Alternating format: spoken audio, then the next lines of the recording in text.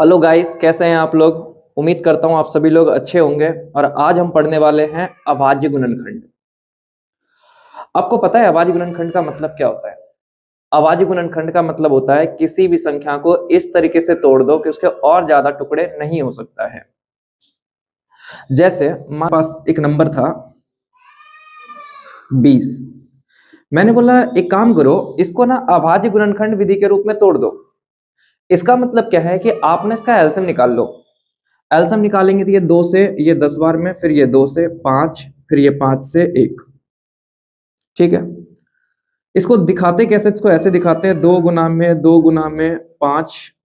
मेरे को बताओ 2 कितनी बार रिपीट है? 2 बार, इसका मतलब 2 की पावर 2 और गुना में 5। इस तरीके से शो करते हैं।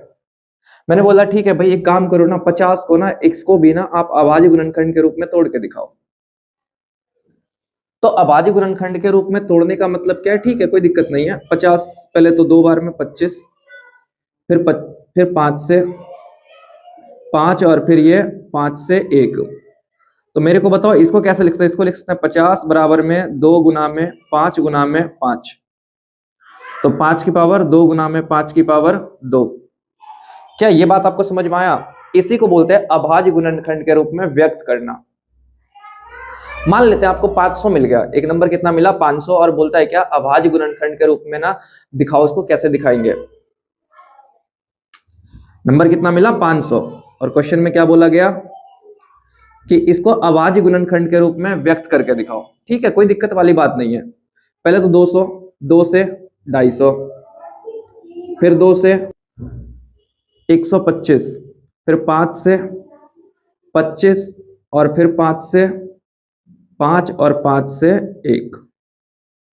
ठीक है, चलिए दिखाएंगे कैसे। ये रहा 500, पहले लिखना पड़ेगा, इसके बाद 2 गुना में 2 गुना में 5 गुना में 5 गुना में 5। बताओ 2 बार 2 कितनी बार रिपीट है? 2 बार, तो 2 की पावर 2। 5 कितनी बार है? 3 बार, यानी 5 की पावर 3।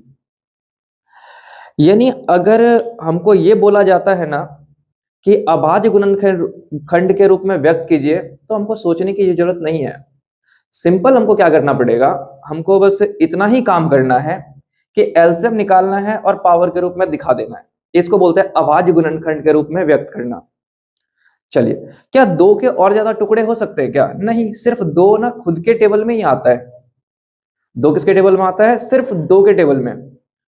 5 किसके टेबल में आता है? सिर्फ 5 के टेबल में आता है, किसी दूसरे के टेबल में नहीं आता है। इसी को बोलते हैं अभाज्य गुणनखंड के रूप में व्यक्त करने के लिए।